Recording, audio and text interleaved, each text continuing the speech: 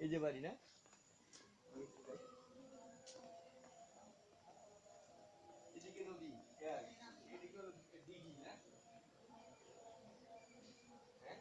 হুম দিঘিটা দেখি কেমন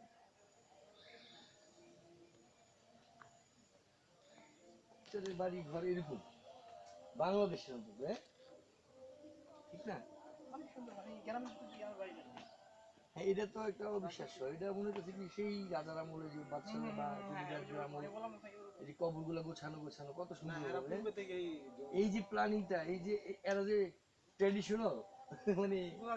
বুঝে যেতেছে প্রথম থেকেই যারা মানে শিক্ষার দিকে আছে শিক্ষিত আর কি প্রথম থেকেই